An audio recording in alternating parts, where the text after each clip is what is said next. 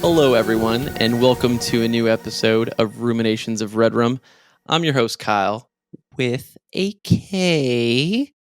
And today I have joining me the final girl, Georgie. Howdy, y'all. Howdy, Georgie. And also returning for the second time for the part 2 of our trilogy cast, the new blood, Brendan. How you doing, Brendan? I am fantastic. How are you doing? I'm doing good. I was trying to think of a good nickname to call you, and that's what I ended up with for now. It's going to inevitably change if you stick around, so you can't be the new blood forever. But I'll say my mom absolutely loved that nickname. oh, awesome. So- Good to hear. We got a fan already. So, what have you guys been up to, Georgie? Have you been playing anything or watching anything lately? Nothing horror related, unfortunately, so nothing really interesting.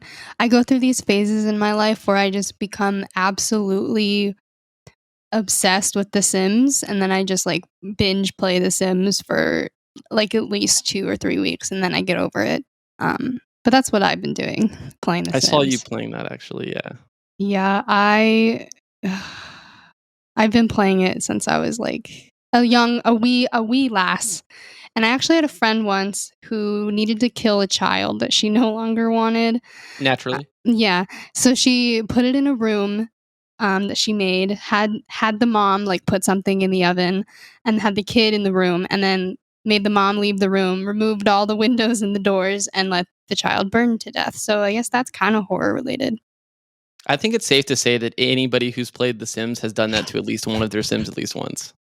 Oh, 100%. Yeah, it's even better when like the Grim Reaper in The Sims 3, you could be his friend. You could even like have sex with him if you wanted. So like kind of wild. I've always dreamt about having sex with the Grim Reaper, so maybe I got to check it out. Yeah, dude. Yeah, give it a go. You never know. Fair enough. Brendan, what's up with you, man? I recently watched 8mm for the first time last week. That's the Eminem movie. Oh no, that's 8 Mile. Yeah. Wait, can I 8mm is it's a Nicolas Cage movie directed by Joel Schumacher, the guy that did Batman with Nipples. Yes. But Wait, I'm sorry. What? the what's to what?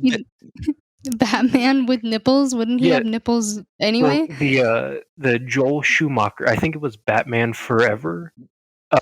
Was that the Clooney one or the Val Kilmer it's one? It's the Clooney one. On the bat suit has nipples on it. Oh, wonderful. Yeah. We love that. Representation. Just do a quick Google. You'll see what we're talking about. Okay, well now I have to.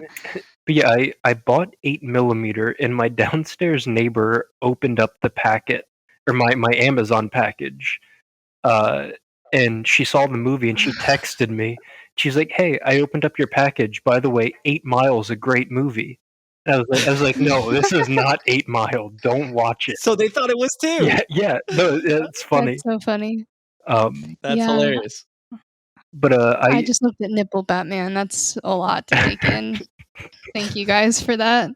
You're welcome. Sleep with that. And then you said something about games, right?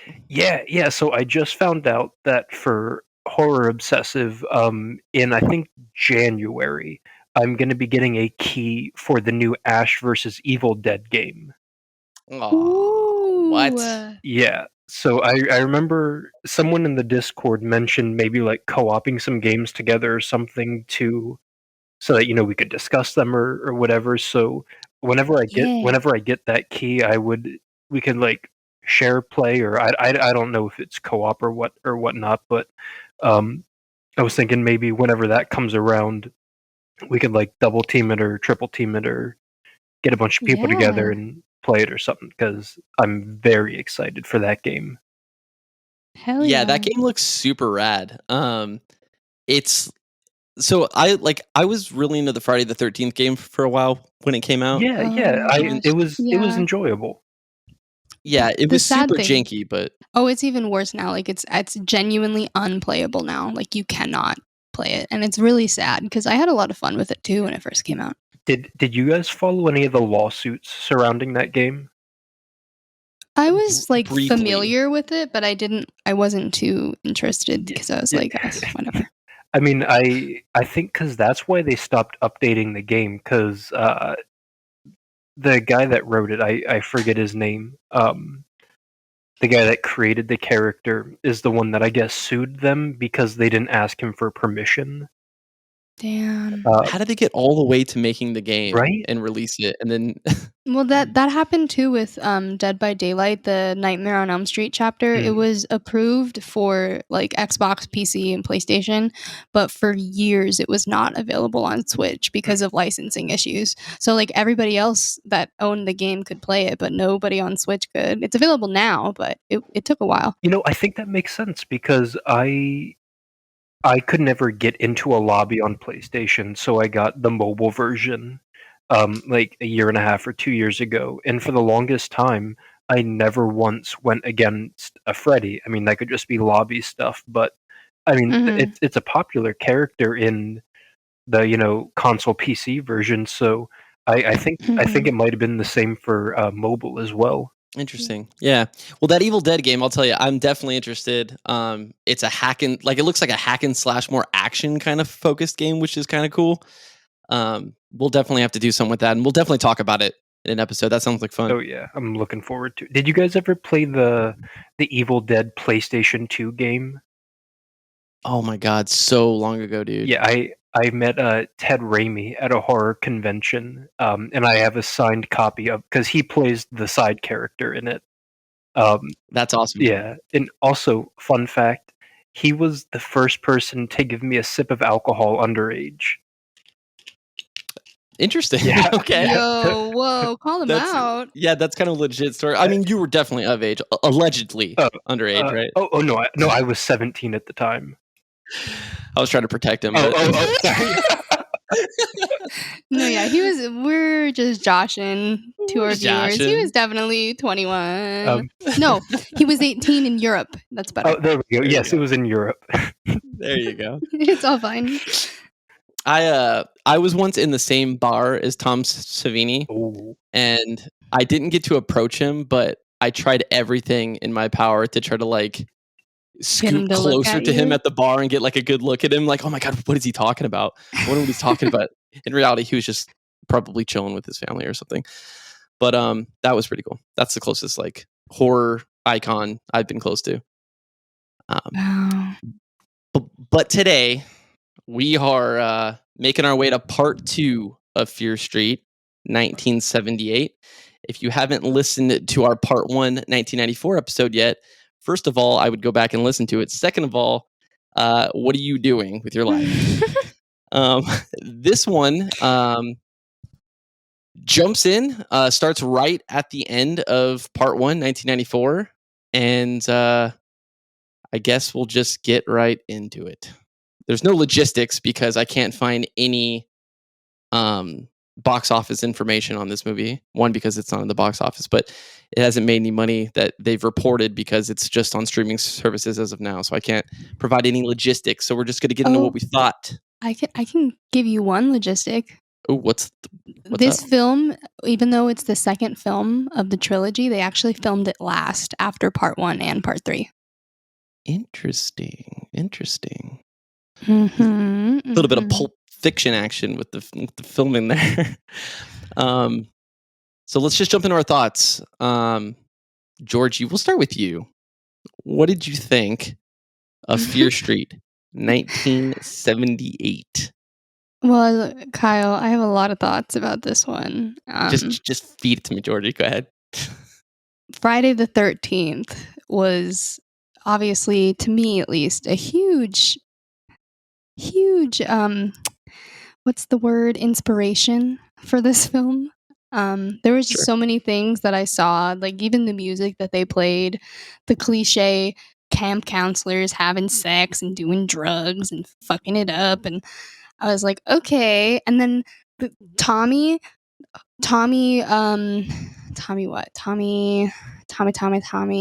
Slater, more like Tommy Jarvis, excuse me. Like that was my first thought. I don't know about y'all, but that was my first thought. There was a carry on pun at one point. I really liked that. Yeah, I don't know. This one, to me, I'm really upset that I rated part 1 as high as I did because part 2 was just, like, leaps and bounds better, and I don't know if it's because it was a different cast and I just really liked the way that this cast connected, or if it was because of, like, the story, progression that I learned and everything, like, all the intricate details and stuff that was a mystery from part 1, and now I'm kinda finding out, but not really knowing what's going on. Um, I just I liked this one so much more, Kyle, and from what the attitude that I'm getting from you, I don't really think you feel that way, and that's kind of annoying. That's kind of annoying. Well, we'll get to what I think about the movie in due time. Brendan, what did you think of the movie? What are your thoughts? I'll give you 3 guesses. Oh, guesses. No, You liked it. Okay, sorry, go ahead. no, Go ahead, go ahead. that's a reference to what. Oh, Yeah. yes. Sorry. Um, Wow, awkward. Tia. honestly, and I hate to say this, I was so bored by it. Okay. Oh, okay, that's Okay. fair. Okay. That's fair. And there was no lighting. I couldn't see anything. Which How old are you? 27. Well, you know, could be your eyes. I was wearing my glasses. I will say. Okay, that's fair. That's fair. But yeah, there was just it. Just I mean, it's a fine movie. It's just there was something that grabbed me with 1994 that didn't grab me with this one. Mm, that's really interesting that you say that. Actually, that you said bored, right? Am I quoting you Yeah, correctly? yeah, that's a direct quote. Yeah. That's so crazy that you say that because I mean, I had a little bit to drink. It was my weekend. I was feeling it. So maybe that might have contributed to the way that I felt when viewing, but there was like multiple points during watching this movie where I was just extremely uncomfortable and I needed it to move at a faster pace so I could find out what was going to happen.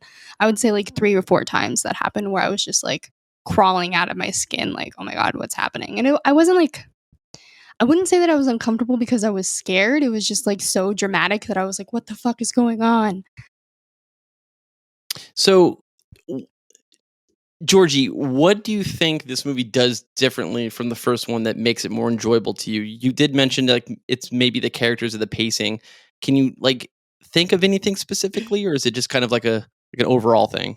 I think just in general, this movie had like a significantly different tone than the first one, and maybe that had to do with like the time frame that it was supposed to be representing. And I just really love horror from the 70s and the way that it's portrayed. That could totally be part of it. But like when they were down in the caves and stuff, ever since I saw The Descent, I've been like extremely um put off by like caves and shit. Like that shit's so scary. You like don't even get me started on the ocean, okay? That's just one big ass cave. Let's be honest, all right? And that and there were like some in my opinion, like this movie had way cooler kills. Like when that one kid got his head just fucking cut the fuck off and then he fell down the porta potty like all the way down to the bottom and the girls are just like screaming their heads off. That was not only hilarious but like beautiful. I mean, I was sad that the kid died, like RIP, but Oh, I I wasn't. just I hated that kid. that's fair. I don't know. There was just something about like the um the aura, I guess, of this film. It just really spoke to me. It was like dark but kind of lighthearted. And I'm not saying by any means that it's the best movie that I've seen this year because it is not. But I thought that like even the plot twist at the end, I was like, that's the sister? It's not that bitch? What? And that blew my mind like a little bit. It could have been better, but I was pleased. I was pleased that they threw in a little flip it on the head. You don't know what the fuck's going on. You thought, you know. Unless you guys saw that coming. Wait, can I Kyle, just one quick second about that. Shoot, dude. So maybe I was bored because the movie was ruined for me. I love Gillian Jacobs. Community is my all-time favorite TV show. And so at the beginning of the movie, I was like, oh shit, is that Gillian Jacobs? And I jumped on IMDb real quick, and it says Caroline / adult Ziggy. Oh. And I Yeah. think that might have a hand in me enjoying the movie less because it told me exactly what happened right from the beginning. Yeah. So I think if I wouldn't have Whew. gotten onto IMDb, I think that I might, because I think that's a really cool twist, honestly. Yeah, honestly, pretty much the whole movie, I was just waiting for Ziggy to die. I was like, she's gonna die now. She's gonna die now. She's gonna die now. That never fucking happened because it wasn't her. And then when I found out that like the other sister, whose name I don't remember now, I'm so sorry. Caroline, Catherine, Katie, Jesus, no, Cindy. it's Cindy. Yeah. I just wrote when I C in all my notes. when I found out that it was her and like she was actually dead, because literally as she was being stabbed, I was like, there's absolutely no way that she's surviving that. There's no way. She's been stabbed like She gets 20 stabbed in the times at heart. least. Yeah, multiple fucking times. I was like, there's no way. And then obviously it wasn't her, but like learning that she was actually dead, that kind of hurt my feelings because I was like rooting for her because she was literally just trying to make a better life for herself, and she and her sister were fighting because her sister was like, that's never gonna happen, we're Shadysiders. Speaking of that, I'm sorry to go on a tangent, but this Shadysider Sunnydale shit is so fucking annoying to me. Like, I hate it. It pisses me off. It is literally just people bullying each other, and then some witch is like, I'm gonna be the ultimate bully and I'm gonna kill all of y'all. It's just like, grow up, ma'am. It's been what, 1666 to whatever 1994. I'm not going to do the math, but that's a lot of years. All right, that's centuries. Okay, multiple. So maybe let go. Okay, we're not in high school. All right, get over it. They are, but they are, but like the witch is not. All right, and she's acting like a middle schooler, and I'm over it. I hate that shit. Well, and it feels a bit Civil War-y, doesn't it? Because the color war. Yes. I was like, totally. I was like, this to me is like becoming like, I don't want to say racist because it's not, and it has nothing to do with race, but like that's like the level of bigotry that it's getting to. It's just like so intense about these two sides. Like you said, the Civil War, the North and the South. Like, stop. I hate it. This is annoying. Anyways, we are adults. Kyle, we've been cutting you off. No, it's not a problem. That's what we're doing here. We're talking about the movie. See, I feel like that I'm the only one, and this is going to sound like me sitting on top of my like huge mountains, like, pointing fingers that I'm better than everybody. But I feel like I'm the only one that wasn't a twist to me. I called that from like the first 5 minutes from when it went back to 1978. First, just for one reason and one reason only. The older Ziggy looked nothing like the other sister, like absolutely nothing like her. Like, she didn't have the same hair color. She didn't even like the young Ziggy, the one that actually plays Ziggy, looks exactly like a younger version of her. So when that happened, I was like, oh yeah, that's obvious. Yeah.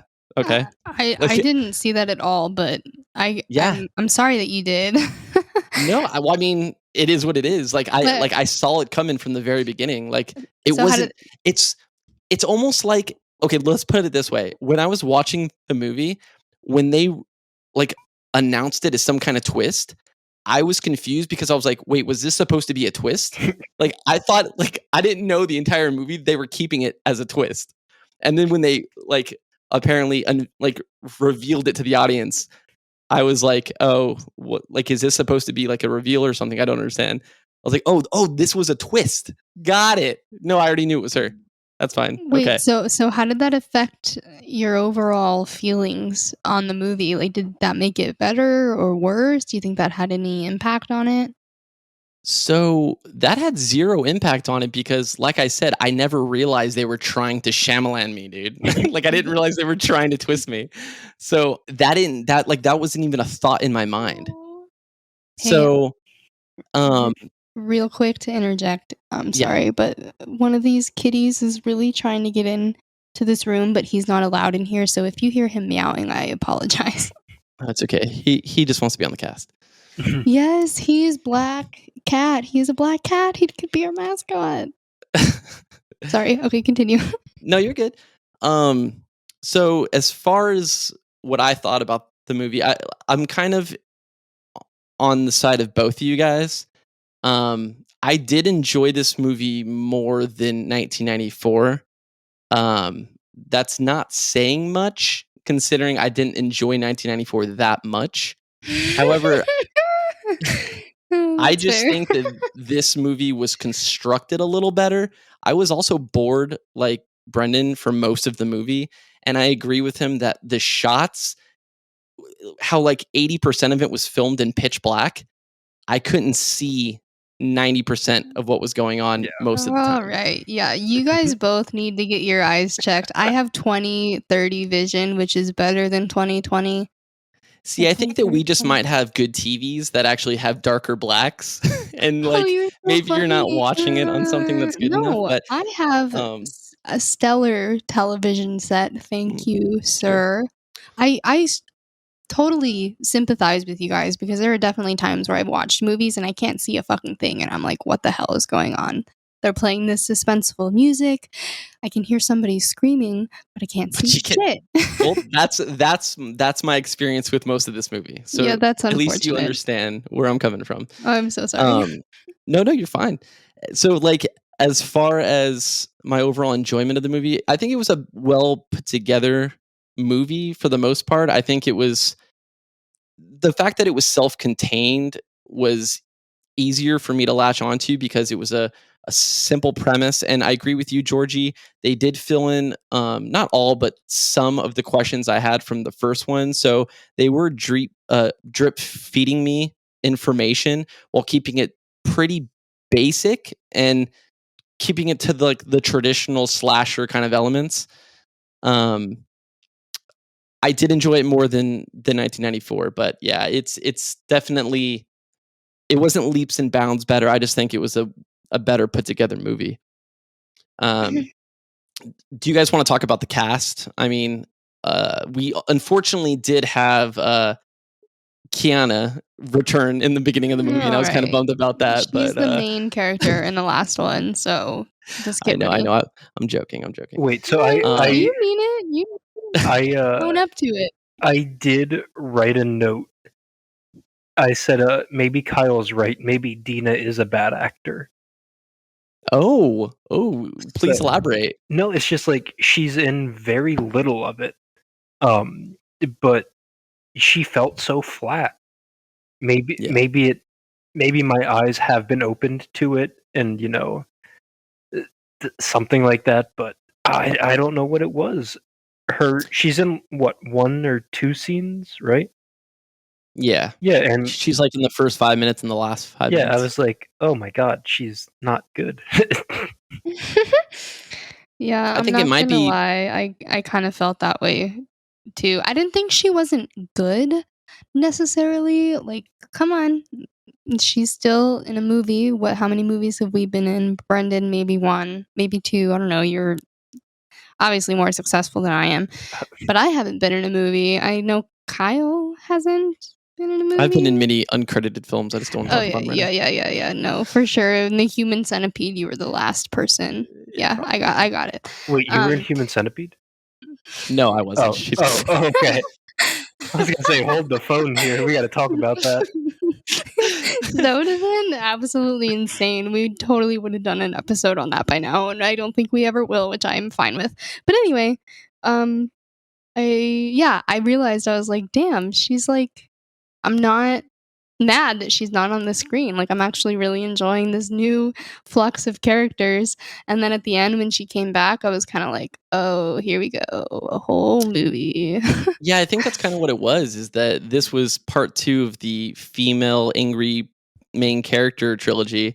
And you had Sadie, which is, plays Siggy. She also is a very troubled, conflicted, and also like pissed off main character, but she acts like it just fits better, and she's good at playing the role, and she's more believable. And this is my opinion, obviously. I think the cast in this was a lot more well-rounded and better, and they meshed well together than the first movie. Honestly, I'd have to agree with you. Even like the random campers that honestly, rest in peace to every single one of them. Some of them died so horribly for literally no reason other than like this hatefulness between the Sunny whatever the fuck. Y'all know what I'm saying. The fucking north and the south. I don't whatever. They just died. And I was so upset. Like that one nerdy kid, Jeremy, when he died, I was like, are you fucking kidding me? He's this tiny little boy. Like, why would you do that? I was so upset. He gets it pretty bad. I did feel bad for that. I was hurt. Not only did he just get egged, but then he literally gets brutally murdered right after being egged. Like, come on now. He didn't deserve any of that. Yeah, he gets the shit end of the stick for sure. So what do you guys think about the kills as opposed to 1994? I mean, me personally, I feel like this movie did a better job at like, I almost didn't know if they were practical effects or not. Like, I don't think they are. Like, I didn't look into it, but they do the close-ups of him like axing people, and some of the kills, it doesn't cut away, and it looks like they're making impact, but I'm sure that it's done through like post-production, like CG or something. But I thought a lot of the kills were really cool. I still don't think any of these kills, in my opinion, beats the shredder yet, or the bread slicer. But overall, I thought they were pretty neat. I'm really glad that one guy, I think his name's Gary. I'm glad he got his head cut off, man. I hate that guy. He's getting typecasted for sure, because he was in the recent 2018 Halloween, and he played almost the same guy. Like the kind of yeah. I was wondering what I had seen him from. I was like, he was the one that like got impaled on the gate, right? yeah, like who was like Yeah. was into the girl, but the girl Yeah, wasn't and into him, but he kept pushing it and pushing it, kind of he thing. was like trying to see your boobs or something. Some weird like that. Yeah, Yeah. Which, I remember. Honestly, when he died, then it hurt me too. And like you said, he's being typecast. It's the type where like I feel bad for him. Like I just look at him and I'm like, oh man, like not only are you a douche, but like you're a douche for no reason, and you're just gonna get shit on because like you think you're cool, but you're not really cool. yeah, that's what he's being casted as. It makes me sad because I'm like, oh no, you're gonna die. Um, do you guys have any thoughts on the kills? Dude, they were sick. There was also so many more kills this movie, and I want to see people die. Like that's what I'm here for, especially since it's a slasher. Like to me, this one was more marketed as a slasher than the first one. Although like any movie that you're promoting as like a serial killer, you should have more than 2 meaningful kills, I should say, because obviously there were more than 2 kills in part 1, but there were only 2 kills that I really cared about, which were the 2 drug dealing friends. But in this one, I was like, all these bitches are dying, and I just learned their name. What the fuck is going on? The girl the druggy girl that gets stuck in the caves with Cindy. Joan. Cindy. Her name's Joan. Joan. Okay. When she snaps her ankle, that was pretty gnarly. Oh no! I'm sorry. Joan was the one that smoked the weed, but I'm.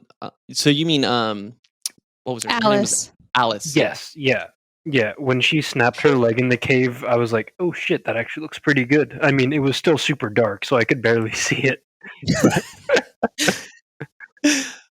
Dude, that honestly, Alice as a whole character just broke my heart a lot, and it's really sad that she died anyway, right? Yeah. Yeah. Yeah. Yeah? How did she die again? Please, somebody I remind think me. they were like they had that. Oh, sorry. Go ahead. Well, don't they like they behead Tommy, and then Oh, and then he comes he back comes and back and like axes her in the back or the head or yeah, something. yeah, and Yeah, then like I Cindy's remember. like holding her chest. Yeah, what I remember most about that is they're having this like they have that like moment where all three of them are like for Shadyside, yeah, for Shadyside, and like the dramatic music's playing, and they're getting ready to go, and then he just comes in and kills her Yeah. like immediately after. Yep. Yeah, that was her whole storyline to me was really sad, especially like watching her boyfriend getting axed in the fucking head by your ex best friend's boyfriend. That no, I'm good. No, thank you. I don't ever want to go to camp. I still think it's a little weird that her bone was literally popping out of her leg, and yet Oh yeah. towards the end she was walking around almost like nothing was wrong. Yeah, just like Nick, he got like sliced the fuck up on his legs. Like there is no way he would even be able to walk. And then at the end, when he's like giving the police his testimony and everything, he's fine. He's not even like on a stretcher. He's cool. He walked it off. It's like no, that's not how this works. The I I think it's interesting how in 94 and what is this, 87? 78. 78, yeah. I thought it was interesting how they tried to broach the topic of self-harm through, A, cutting yourself, and B, through opiates, pretty much. But I feel like they tried so hard to broach that, Mm. but they kept pulling back, like, too early. Or they weren't going enough into it. I kind of wish that they would have spent a little more time discussing and having an actual viewpoint on self-harm with teenagers rather than just being like, "Oh, these kids are they're trying to get drugs from the nurse." Okay, that's their story. Like no, like I think if you're going to try and touch on that topic of uh self-harm in teenagers, you really go into it, really discuss it, don't just half-ass it. Well, that's part of the reason. That's part of the problem I have with these two movies is that they're very on the surface level. They're very shallow, and they try to tip their their feet into like important and like serious subjects, and then like you said, they kind of pull back and they don't fully commit to one specific thing. And that's the problem I had with 1994 with the relationship between the two main characters. And I feel like that's also you said it perfectly with the like the drug abuse and self-inflicting like cutting yourself and stuff. Like they could have gone into like these character arcs that would have made things more deep, more interesting, but they kind of just brush over it. Yeah, like either go for it and talk about it, don't or allude to it. You can allude to it, that's fine, but if you're gonna show active self-harm of any sort, try and make it a conversation rather than a a half-assed character arc. Yeah, and I mean you're hitting it on the head. Like that's literally my problem with most of it. It's just a lot of it's half-assed. Yeah. Um, we also got to know young Nick Good a little bit, and in every scene he was in, we were reminded from every character that interacted with him that he's definitely the young person To cop from be the first movie. sheriff. Yep. I was like, we get it. He's the guy from the first one. Yeah. We get it. We get it. He's the guy from the first one. Oh, by I'm the not way, gonna lie. did you know his dad was the sheriff? Oh my god. Yeah, yeah, right. I really liked his chemistry with Ziggy. Obviously until she was being wheeled away and was like, I know what I saw, like please believe me and tell them the truth, like it was the witch, and then he doesn't do shit because he's just a fucking pussy. He's like, I nah, liked their those chemistry up shady until then. ciders. Those shades. Literally, he was like, nah, sis, nah. Like, fuck you, you boneless sack of shit. Anyway, yeah, I really liked their chemistry up until that happened. I was really happy for Ziggy because she finally, like, had somebody that she, like, connected to on a different level than, like, we came from the same place and we're both, like, having shitty lives, I guess. I don't know. I liked their chemistry. How did you guys feel about them? I thought that I agree. I thought they were cute together. Yeah. I thought the whole scene when they went into like the science exhibition or whatever, I thought that whole scene was really good, and it was one of the more genuine scenes where like it was believable, and like you said, the chemistry worked really well. I thought their conversation and their banter um, was definitely like something that like even I could relate to when you're like talking to those people when you're that young and you're having those like little crush moments. Like it totally felt like that. It felt genuine. I thought that was a cool moment. They It was a cool. they could have referenced someone other than Stephen King 25 times, but otherwise, yeah, no, Yeah, I really yeah. enjoyed them together. Yeah, like I said earlier, that carry on reference after she like decided to dump bugs on her and he was like, okay, carry on. I was like, all right, I see you. Yeah, speaking of that, honestly, I could genuinely say that if I had to choose between all of the Fear Street killers chasing me or being stuck in that cabin with all those spiders and bugs, I would rather the Fear Street killers chase me and try to kill me. Oh yeah.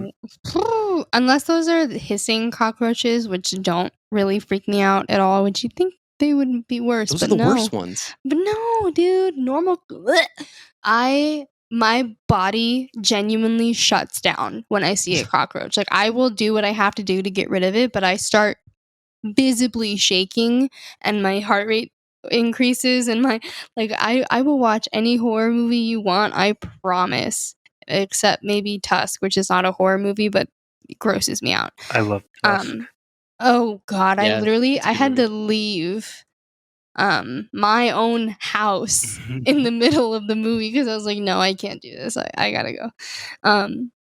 But cockroaches, bleh, no. God, no. No, no, no, no. Shoot me in the head. Make it quick. Get those roaches away from me.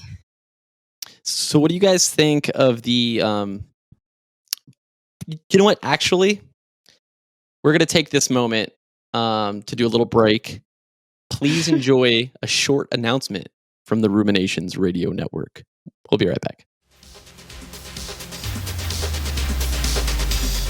What's up, gang? This is Hoptimus. You've been listening to one of the great new podcasts from Ruminations Radio Network. If you want some more tasty sound vibes, come check out my new podcast, The Retro Futurist Culture, where we talk about alternate timelines, cyberpunk, anime, and other crazy worlds.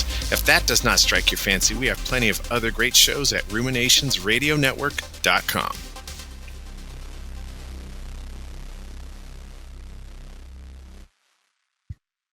I hope you enjoyed that. I heard there was some pretty cool stuff in there. So in this movie, they do kind of go into more of the lore with the witch, how the killers come back, how they're kind of chosen. Yikes. I mean, we start with Nurse Lane, which I thought Mm. was, pretty interesting. So we get a good look at Nurse Lane, which is the parent of Ruby Lane, killer that appeared in part one. We learn that Nurse Lane has been on the hunt for the witch's hand to end the curse and bring closure to the whole mystery behind her daughter going like psycho and shit.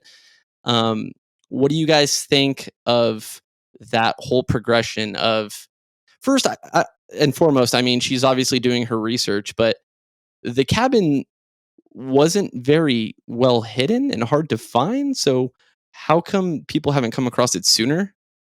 And what do you guys think of that? Well, she had already been to the cabin. She just couldn't find out how to get down into the caves. Or She must have, actually. She did, because that's where the names are written, right? That's how she Yeah. knew that Tommy was going to be next. So she just wasn't able to figure out how to find the hand. Which the hand was under the tree, right? Under the hanging tree? Is that where it was? Yeah. Yeah. Yeah, it was Y- under the hanging tree. Yeah, but she didn't know that because of something that was somewhere that she didn't fucking find. I don't know, Kyle. It's the magic of Hollywood. I really wish that I could tell you. You know, I actually didn't put 2 and 2 together. When they said Nurse Lane, no bells went off. It wasn't until, and I felt so stupid after this, but it wasn't until they specifically spelled it out that, Same with me. Yeah. again, I was like, oh, Nurse Lane, duh, that makes sense. But yeah, I thought that was an interesting character. And again, it was so weird. Prescription pills get brought up again. They're like, oh, she's probably just on pills. She's taking pills. Don't worry about it. Like, I don't understand the fascination with these two movies and pills. Well, and also self-mutilation. Like, Yeah. from what she was saying about Ruby Lane is, she was like, yeah, 7 people died that night, and the mom was like, no, 8 people died. She killed herself. So was she the only killer that like ended her life after she went on a little spree? Is that how it ended? Oh, Like, that's a good idea. Because, I mean, I guess technically Tommy died when he gets beheaded. Right? right. And then, yeah, I think his name was Ryan, like the skull-face guy, right? Is that his name? Yeah. Like, he gets shot. Like, we don't see how everybody else Well, dies, yeah, but we assume that they get killed by other people. we don't know what Maybe happens. nobody else made it that far. True, yeah, because we don't know what happens with the little bat kid. Yeah. So, as far as we know, with 3 of them at least, we know that Sarah just kills herself. Which, being possessed by the witch, it seems kind of interesting that she would kill herself, considering the whole point is to kill others. But Yeah. I mean, we do get a kind of so we get a glimpse now on how the killers spawn. Because I had a question about that in the last episode, and it comes from the witch's brain goo, or little Dude, heart gooey. that creature down in the caves was literally absolutely foul. I never want to take another. No, it was like burping and like moaning and throbbing and undulating. No, get it away. I don't want anything to do with that. It reminded me of the goop from The Evil Within, which, like, even in The Evil Within, it was more pleasing visually to look at. Like, this, no, disgusting. Yeah, they were little goo boys and girls. They like kind of like from Resident Evil 7, like the little mold. They kind of just like mold up and Yeah, it's like that big old fucking flesh being from pretty much any Resident Evil, kinda, right? Like on the walls and shit. No, I don't want any of it. Do you have any thoughts on that, Brandon? In my notes, I wrote down blood altar, and what's the other thing I wrote down? Oh shit, where is it? Because I wrote down something specific for that. One of my notes says Ruby Lane Bat Boy. I'm not a. I feel like I was trying to make a connection between the tabloid Bat Boy and Ruby Lane, but I don't remember what that is. Well, I mean, not to change subjects or anything. no, you're good. You're good. When you said that, I'm gonna be honest, all I could think of was how you guys talked about Batman nipples earlier. Dude, it's something, I'll tell you. No, it really fucking is. I never needed to see that image ever. But, you know, whatever, I guess. It was a product of its time. A time that I missed for a reason. Yeah, that's true. You did miss it. I was there front and center.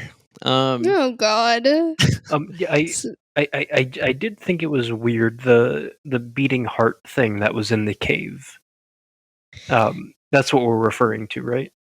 Yeah. So I mean, the cave is alive. Yeah. That's what they were kind of talking about. So, I mean, is it safe to assume that the witch isn't choosing the killers anymore? The witch, you mean? The witch? Vivitch. Wait, sorry, mean, what? she's not. She's not choosing? Yeah. So what Well, I she took is. It's on the wall. true. So it's either okay. So the witch's cave was pretty easy to find. Yeah. Probably impossible To that miss. it stayed hidden since 1600s. So do you think the witch is choosing the next killer, or is it like a cult or group of people that are making sacrifices or carving the names and deciding who is next? What do you guys Oh, think? it's got to be the Vivitch. It doesn't make any sense I mean, nothing makes sense in Hollywood, let's be honest. But I never really thought about it like that, but I just can't. I don't know. I guess did you watch 1666, Kyle? Is that what you're trying to tell us? You know I did more than not. we do. I did not watch 1666. Okay, well, I guess we'll find the fuck out if you're right or not, and if you're using 100% of your brain right now. But I feel like it's got to be the Vivitch. What do you think? Yeah, because I mean, Tommy's a pretty innocuous, if I'm using that word correctly, or just like a random fucking person to pick. Because I mean, yeah, he's a shady cider, but he seems like he has heart. He seems like he's a nice guy. Mm-hmm. He doesn't seem like a creep. So I was kind of curious as to why she chose him over, maybe because he's tall and a tall killer is scary. Well, I mean, even when Ruby's mom was talking about Ruby, she was like, yeah, she was like the nicest person in the Yeah. world. She was, the greatest person, did this, did that. Maybe Like, that's it's almost like they're trying to corrupt the best people there, That's a good point. maybe. But But I how good also, of a person was the Skull Mask Killer? Because he was kind of just like a loner, wasn't he? But I mean, well, I mean, with he did go to the mall to pick up his friend to drive her home. That's true. That's nice. Unless there was I don't like know. some weird prepubescent or some horny Yeah. teen boy ulterior motive behind it. I mean, I mean, there's literally always always Yeah, like an ulterior men only motive, want horny one teen thing. boy. Let's be honest. But fucking Sam. Let's talk about Sam. She's not objectively a bad person, but she definitely like threw her entire life away to become a better person, which is totally fine and I applaud her for it. But like to everybody that she left behind, like Dina, that was like a bitch move, So how would that, other than her bleeding onto the witch's bones, Well, that's how what it would that? is. Well, She's the yeah. exception because she bled Oh, on the okay. witch's Yeah. bones. So if that's but it wasn't. But Ziggy would have also been the exception then too, because she bled on the witch's bones. True. I But mean, Ziggy isn't necessarily a bad person. She's just fucking sour as hell and kind of a bitch, but like not a bad person. Wait, eating her TV dinner and drinking her glass of whiskey, that's like my late 20s right there. wait. So come to think of it, when Dina towards the end digs up the hand. No. God, When they get to to Sarah's corpse at the end, and they put the hand in there, her nose Mhm. starts bleeding again, Mm-hmm. and And then she becomes Sarah Fier okay, in yeah, 1666. yeah. That's right. I'm sorry, my theory was dumb. Yes, No, I your theory is not dumb. You didn't even finish it. So no, because I was gonna say she bled on the corpse, but nothing happened. But you're right. I completely forgot that she turns into Sarah. yeah, end. but back when we did part 1, Kyle mentioned that, and I obviously noticed this too immediately when it happened. I just didn't bring it up. How back when they first were even close to the witch's bones before Sam got in the accident, Dina, more Mhm. appropriately, her nose was the first to bleed. Could it really be that Dina was the victim, the target all along, and that it just fucking was through Ooh, yeah. heaps and hurdles and bounds that everybody else got fucked up along the way? Because why else would Dina turn into Sarah Fier in 1666 if it didn't have to do explicitly with Dina? Because I read the summary, synopsis, whatever, for the third part, and it says that Dina literally goes back in time as the Vivitch in 1666, and she is that bitch, while all of the other characters are stuck in 1666. The characters from 94 are stuck in there with her, and they're all learning the truth together. You're already telling me too much. Well, I don't want to know that much. that's literally the synopsis of the next movie. Like, if you read the summary on Netflix, that's what it says. I did not give any spoilers. That's just, if you can read, Kyle, if you know how to read. That's debatable. That's fair. But, like, think about it. Like, maybe the Vivitch was after Dina this whole fucking time.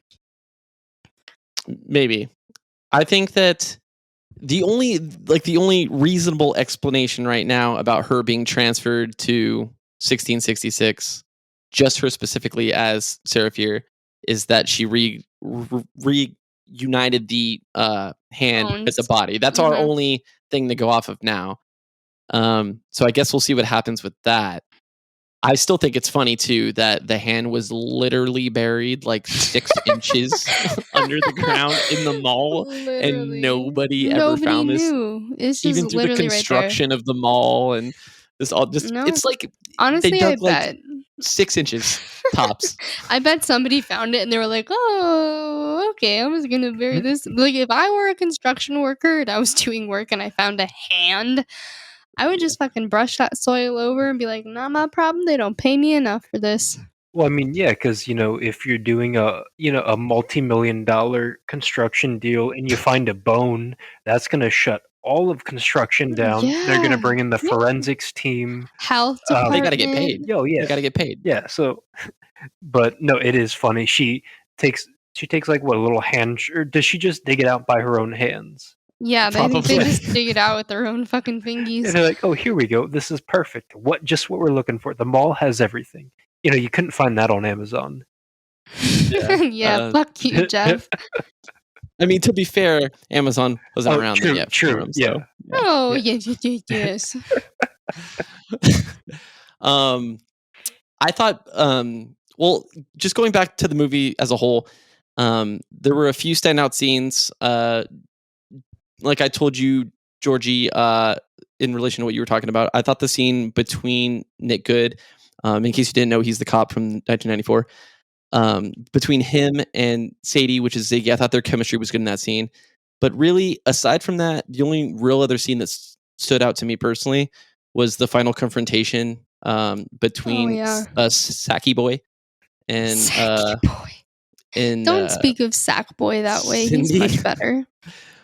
I thought their fight was cool, and I also thought that it, like, in the moment right before she kills him, and it has that brief cut to like her seeing that broke him my how heart. he normally is. Yeah, that broke my heart. It broke my heart too. Actually, like that scene. I actually wrote down.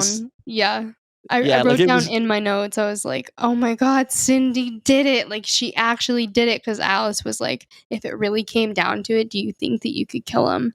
And she was kind of like, "I mean, he's not who he used to be. Like, I feel like maybe." And she was like, "I would kill him in a heartbeat," and she fucking did it. And I was like, "Oh, girl." Yeah, but I thought the scene as a whole was played out good. I thought the cut was good, and like the way they just kept the overall music playing while the scene cut to him for just a second in the light, and then it cut back. I thought that was really cool.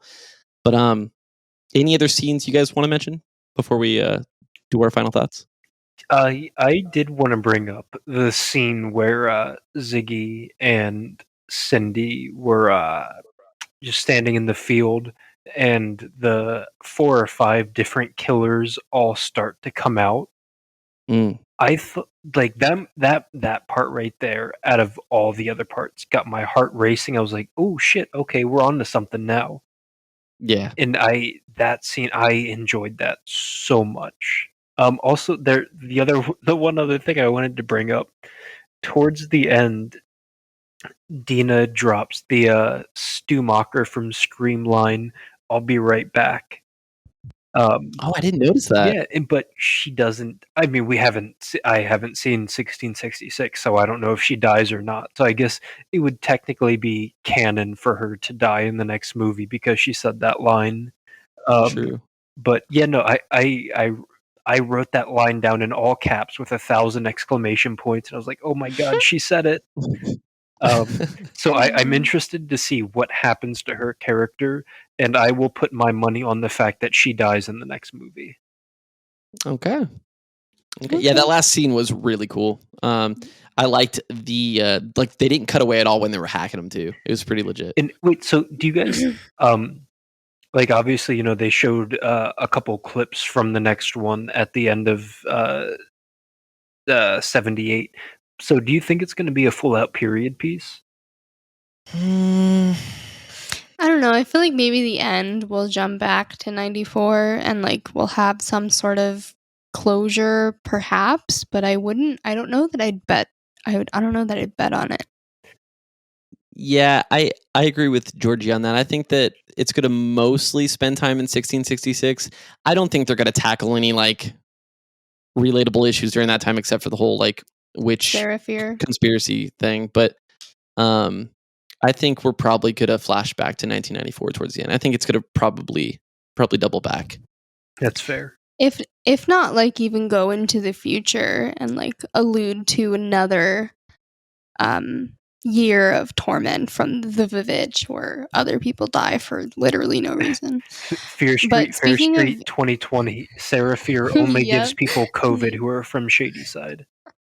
Yep, just like fucking 21 Jump Street and 22 Jump Street, like at the end of 22 Jump Street, how they alluded to like decades past. That's exactly what's going to happen with this film franchise.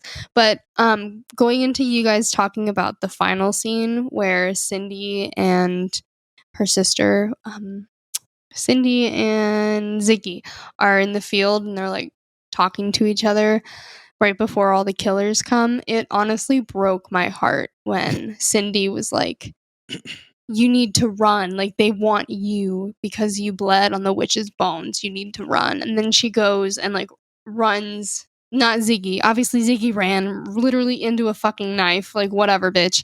But Cindy ran to like try to fight these killers, like 4 of them at once. And it's like, not only do you not stand a chance, but you're still fucking doing it. And I applaud her so hard for that. That scene was genuinely gorgeous to me. It broke my heart. I was like, wow, sister love that is not working out properly. And I'm so sorry. And then they died. Well, one of them did. And it was really bad.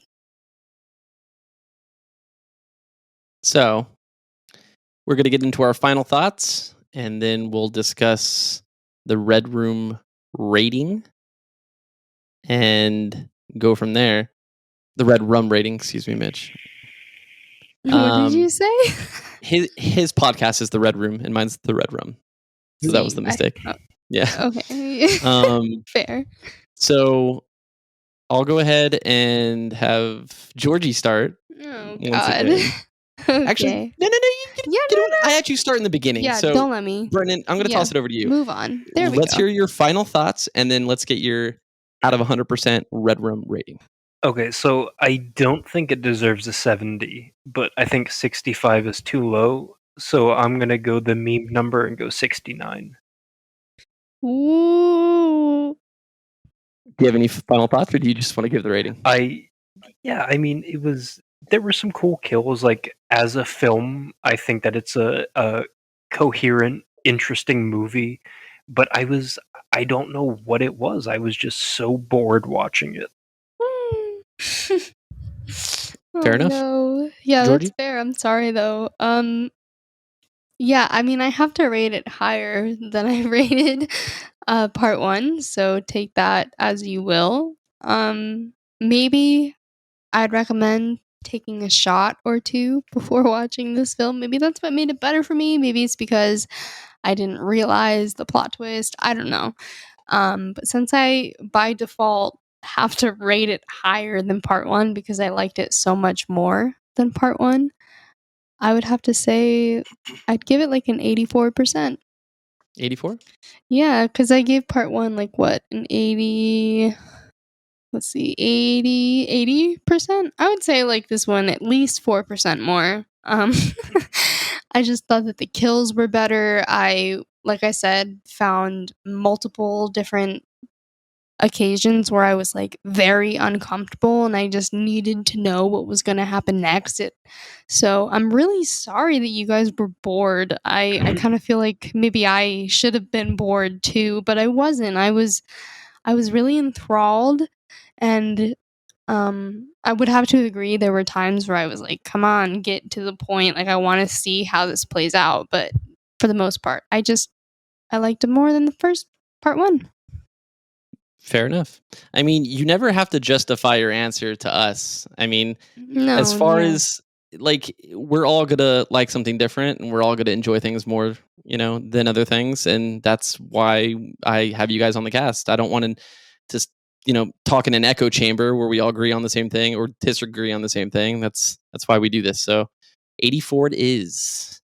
Um How did you this is the feel, worst movie I've Kyle? ever seen. No, I'm just kidding. Oh I'm my just kidding. I'm god. kidding. I'm kidding. I thought, excuse me. I thought this movie was definitely. It was definitely better than part 1 for me. I enjoyed it more. I thought it was a better paced movie. I thought overall the acting experience from the cast was better. I thought the kills were better. I thought the story format was pretty simple, but I think that worked in its favor. How it was self-contained in one area with one like small group of people made it easier to tell the story while giving you, the information that you needed that you were looking for from the first movie. But in the end, I was kind of bored throughout most of it. There was some standout, moments. There was some good, character moments between a few of them, and but there wasn't really anything that advanced the story too far. And I know most of the characters were disposable anyway, so it's hard to kind of like latch on to anybody specific except for the main character. Um, but that being said, I would give it a solid 70%. I, Okay. I did enjoy it more than the first, but it's still just it's barely passing the average C territory for me. Dude, C's and D's get degrees. That is totally fine. We're loving it here. We're live, laugh, love, like I always say. So that being said, the Redrum score for Fear Street Part 2, 1978 is 74%. I still think it's a little too high, but Actually, I think that is that's what it pretty is. accurate. I think that's a really good percentage for this Fair film. I mean, I would push it a little higher if I could, but I did what I could. Fair enough. Fair enough. Could I ask real quick? Did anyone else's score for part 1 change from viewing this movie? 100%. My score would have gone down for part 1 fully.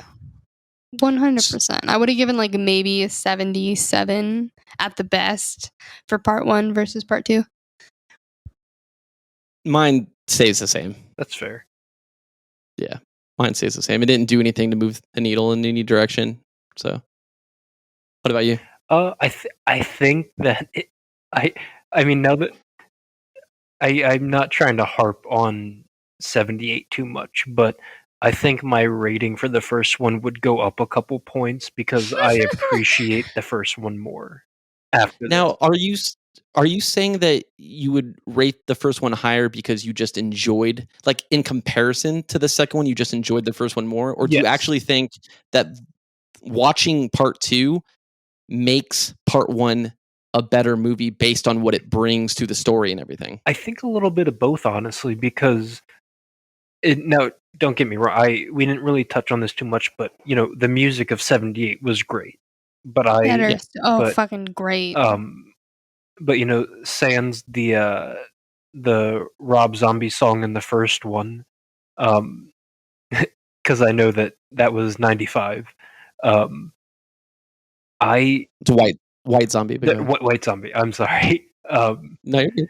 It's the same guy, but Yeah, no, there's just I I appreciate the references in 94 more. I think I got most of the references in 78. But I just think that if I were to compare the two films, I think that 94 is a lot better. And seeing this wait, so what did you say they filmed this one last? Yeah. Correct, yeah. Okay. So yeah, and kind of now knowing that, I'm not saying at all that they got lazy or anything, but it just knowing that information in hindsight kind of feels like they were like, all right, this is the third one. We just got to churn this out and get it done. So with that information, it kind of sets this movie in a different light for me. And yeah, if any of that makes any sense, I feel like I've just been rambling. No, it makes sense. It makes sense. Well, we'll leave it at that. So this has been another episode of Ruminations of Redrum, a product child of the Ruminations Radio Network. If you like what we're doing here, please follow on Instagram at Ruminations of Redrum and Twitter at of Redrum. That's OF Redrum. Thank And you. please subscribe on iTunes or Spotify and make sure you hit us up with a review and give us a rating. That being said, I'm your host, Kyle, with a K. We have today Georgie, the final girl. Salutations all. Thank you for listening. And the new blood, Brendan. Have a beautiful and bloody day. Stay spooky, folks.